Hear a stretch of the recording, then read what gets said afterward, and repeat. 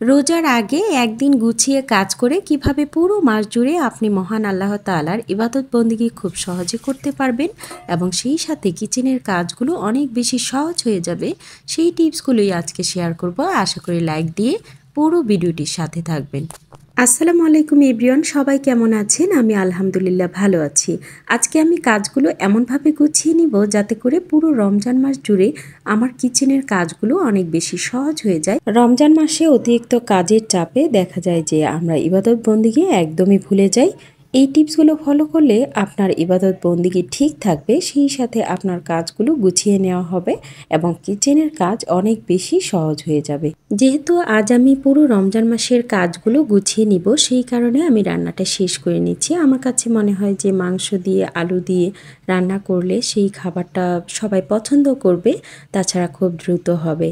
এখানে আমি নিয়ে নিয়েছি ভেষণ করার জন্য বুটের ডাল, তারপর এখানে পোলাওর চাউল, আপনারা চাইলে নর্মাল আতপ চাউলে নিতে পারেন।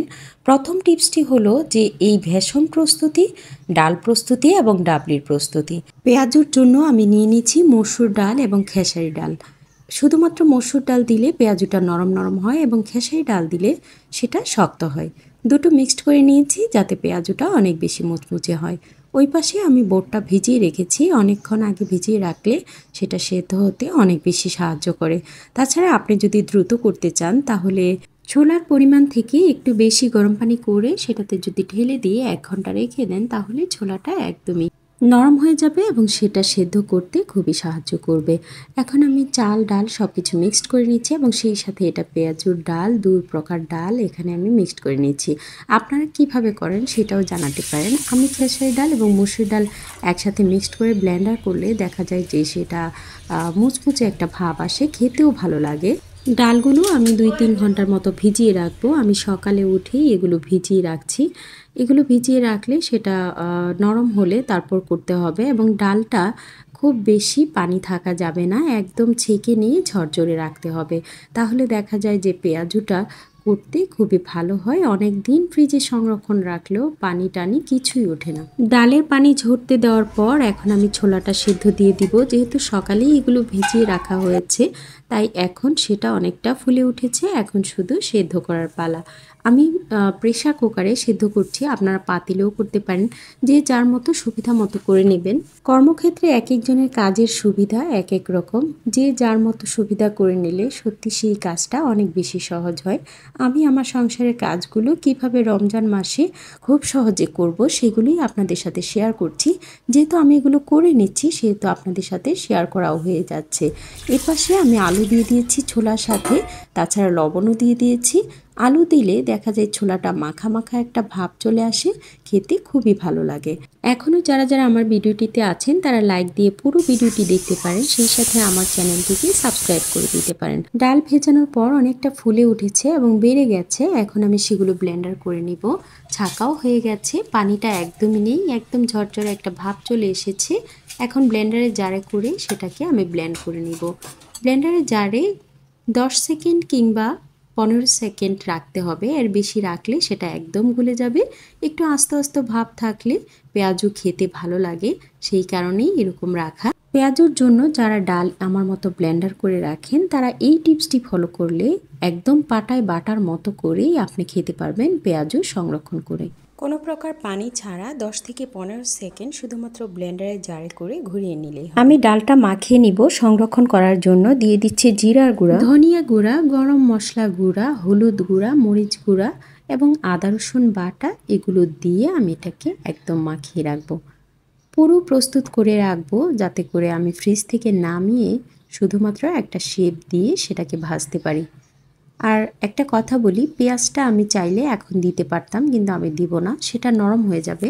তো যখন আমি ভাজবো তার আগে একটু পেঁয়াজ দিয়ে মাখিয়ে সেটাকে ভেজে নিলে একদম পারফেক্ট পেঁয়াজুতে পরিণত হবে। এই তো পুরোটা আমি মিক্স করে নিচ্ছি। এভাবে মিক্স করে নিয়ে সেটা আমি সংরক্ষণ করব। আদা রসুন বাটাও দিয়ে দিয়েছি। দেওয়ার পর সেটা মিক্স করে এখন আমি সুবিধা মতো সেটা রেখে দিব। কাঁচামরিচ দিয়ে দিয়েছি, তারপর দিয়ে দিব ধনেপাতা। এগুলো দিয়েও মিক্স করে রাখবে। এগুলোর স্বাদ কিংবা গুণাগুণ কোনো কিছুই নষ্ট হবে না এভাবে রাখার কারণে। আপনি করে ট্রাই করতে পারেন। এভাবে করার পর থেকে আমার কাজগুলো খুবই সহজ হয়ে যাচ্ছে। তাই আমি আপনাদের সাথে শেয়ার করছি, যাতে করে আপনাদের কাজগুলো অনেক বেশি সহজ হয়ে যায়। একদিন কাজ করে পুরো রমজান মাস জুড়ে আপনি স্বাচ্ছন্দ্যে থাকতে পারেন এবং মহান আল্লাহ তাআলার ইবাদত বন্দেগীতে অনেক বেশি মশগুল থাকতে পারেন। আমি কিছু একটা বক্সে রেখেছি এবং এখন জিপার ব্লক ব্যাগে রেখে দিচ্ছি। আপনারা চাইলে পলি ব্যাগেও রাখতে পারেন। পলি ব্যাগে রাখলে দেখা যায় ফ্রিজে জায়গাটা অনেক কম লাগে, আর বক্সে বক্সে রাখলে ফ্রিজটা একদম ভরে যায়। যেহেতু শুধু ইফতারি আমাদের খাওয়া দাওয়া না, অনেক বাজার আছে যেগুলো ফ্রিজে গুছাতে হয়, সেই কারণে জায়গাটা একদমই নষ্ট করা যাবে না। সেই কারণে আমি কিছুটা পলি ব্যাগে কিছুটা বক্সে এভাবে ম্যানেজ করে রেখে দিব। এবার নিয়ে নিব আদা রসুন বাটা। আদা রসুন বাটা কিভাবে আমি রাখি সেই টিপসটিও আপনাদের সাথে শেয়ার করছি। আমি আদা এবং রসুন বাটা পরিমাণ মতো নিয়ে নিয়েছি। আদা একটু বেশি পরিমাণে, রসুন একটু কম পরিমাণে নিয়ে নিয়েছি। সেগুলো একসাথে মিক্সড করে রাখবো। আমি সব সময় একসাথে মিক্সড করেই রাখি। তো আপনারা কিভাবে রাখেন সেটাও জানাতে পারেন। এক একজনের কাজের ধরন এক এক রকম। আমি এভাবে রাখতেই বেশি স্বাচ্ছন্দ্য বোধ করি, কারণ একবার রসুন থেকে নেওয়া একবার আদা থেকে নেওয়া এটাই অনেক প্যারা মনে হয় আমার কাছে। সহজে কিভাবে করা যায় সেটাই আমি খুঁজে নিয়েছি। আমার কাছে এটাই খুবই ভালো লাগে করতে। এখন মিক্সড করা শেষ। আমি অনেক আগেই এগুলো ব্লেন্ডার করে রেখেছিলাম। এখন বক্সে বক্সে রেখে দিব। এই দুটো আলাদা বক্সে আমি রেখে দিয়েছি। এখন কিছু রাখবো এই যে আইসের যে জারটা আছে সেটাতে। এটাতে রেখে দিলে দেখা যায় যে অল্প অল্প থাকে। এখানে অল্প ছোলা ভাজি করলে, তাছাড়া 2-3টা মাছ ভুনা করলে বা অল্প তরকারি রান্না করলে এখান থেকে উঠিয়ে নিয়ে নিয়ে করা যায়। বড় বক্স নামাতে হয় না, বরফ ছোটানোর কোনো ঝামেলা থাকে না। তাই আমি এভাবে করে নিচ্ছি। এই টুকটাক কাজগুলো গুছিয়ে নিলে কাজগুলো যেমন সহজ হয়, তেমন সময়টাও অনেক বেশি বেঁচে যায়। এখন ছোলাগুলো অলরেডি আমি সিদ্ধ করে নিয়েছি। সিদ্ধ করে পানি ঝরিয়ে নিয়েছি। এখন আমি বক্সে করে রেখে দিব। সবগুলো বক্সে বক্সে করে ডিপ ফ্রিজে রেখে দিব। এগুলো শুধু আমি যখন রান্না করব তখন একটু নামিয়ে নিয়ে সেটাকে রান্না করলেই হয়ে যাবে। আলুও দিয়ে দিচ্ছি মিক্সড করে, যেহেতু আলু দিলে এটা মাখা মাখা হয়, বোটটা খেতে ভালো লাগে। ঠিক এই অবস্থাতে রেখে দিলে স্বাদ গুণাগুণ কোনো কিছুই নষ্ট হয় না। আমার কাছে মনে হয় নষ্ট হয় না। এখন জানি না আপনাদের কেমন লাগে। যদি ভালো লেগে থাকে তাহলে টিপসগুলো ফলো করতে পারেন। আর যাদের নাকি এরকম কাজগুলো পছন্দ না, তারা চাইলে নাও করতে পারেন। এখন আমি যে টিপসটি ফলো করব সেটি আরও অনেক মূল্যবান। এখন ধনেপাতা সংরক্ষণটা আমি করে রাখবো। ঠিক কেটে বেছে রেখে দিব। যখন আমি এই যে কুচি করে রেখেছি দেখতেই পাচ্ছেন, যখন আমি এটা ইউজ করব ঠিক তখন ধুয়ে আমি সেই জিনিসটাতে দিয়ে দিব বা খাবারটাতে দিয়ে দিব। এই তো এভাবে রেখে দিলে দেখা যায় নর্মাল ফ্রিজে রেখে দিলেই অনেক দিন ভালো থাকবে, সেটা পচে যাবে না, নষ্ট হবে না।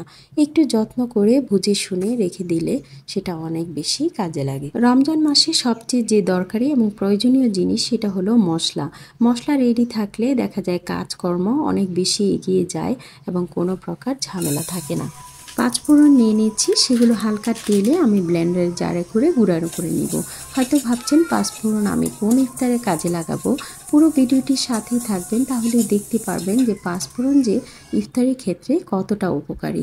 হয়তো কেউ এটা পছন্দ করেন না বা করেন, আমি এটা পছন্দ করি। কিসে পছন্দ করি এবং কিসে দিলে এটার স্বাদ দ্বিগুণ বেড়ে যায় সেটাই আমি বলবো। আমি যে টিপসগুলো আপনাদের সাথে শেয়ার করছি রমজান সংক্রান্ত এবং কাজগুলো দ্রুত করার জন্য, আশা করি এই টিপসটি ফলো করলে আপনি অনেক বেশি উপকৃত হবেন। সেই সাথে আপনার কাজগুলো অনেক বেশি সহজ হয়ে যাবে। অলরেডি আমার পাঁচফোড়নের গুঁড়াটা হয়ে গেছে।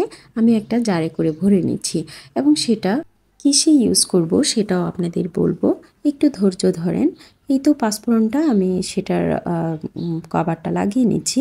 এখন মরিচ গুঁড়া করে নিব। মরিচটাও অনেক ইম্পর্টেন্ট আমাদের ইফতারের জন্য, আলুর চপ বানানোর ক্ষেত্রে কিংবা অন্যান্য আরও যে রেসিপিগুলো আছে। এভাবে মরিচটা টেলে তারপর গুঁড়া করে একটা জারে করে রেখে দিলে সেটা অনেক কাজে লাগে। যখন লাগে তখন যদি আমি সেটা ইউজ করি তখন অনেকটাই কাজে হালকা মনে হয়। সেই জন্যই এভাবে প্রস্তুত করে রাখা, যাতে করে যে কোনো কাজ করার আগে আমি হাত দেওয়া মাত্রই এই জিনিসগুলো পেয়ে যাই। রোজা রেখে এইসব কাজ করা অনেকটাই কষ্টদায়ক, সেই সাথে ইবাদত বন্দিগিতেও অনেকটা ঝামেলা হয়। সবগুলো মশলা আমি এমনভাবে প্রস্তুত করে রেখেছি যাতে করে আমি হাত দেওয়া মাত্র প্রত্যেকটা জিনিস হাতের কাছে পাই এবং সব কাজ আমার কাছে অনেক সহজ হয়ে যায়। আপনারা চাইলে ঠিক এভাবেই আপনারা করে নিতে পারেন, তাহলে আপনাদের কাজগুলো অনেক বেশি সহজ হয়ে যাবে। প্রত্যেকটা জারে আমি সব কিছু রেখেছি। দেখেন এখানে খাবারের সোডা, তারপর এখানে মরিচ গুঁড়া এবং নামটাও লিখে দিয়েছি যাতে করে আমার কোনো প্রবলেম হলে বা অসুস্থ থাকলে বা আমি অনেক বেশি ব্যস্ত হয়ে পড়লে আমার মেয়ে কিংবা পরিবারের সদস্যরা আমাকে হেল্প করতে পারে এবং তারা খুব সহজে চিনতে পারে যে কোন মশলাটা কোন কৌটায় রাখা হয়েছে এবং বলা মাত্রই যেন আমাকে হেল্প করতে পারে।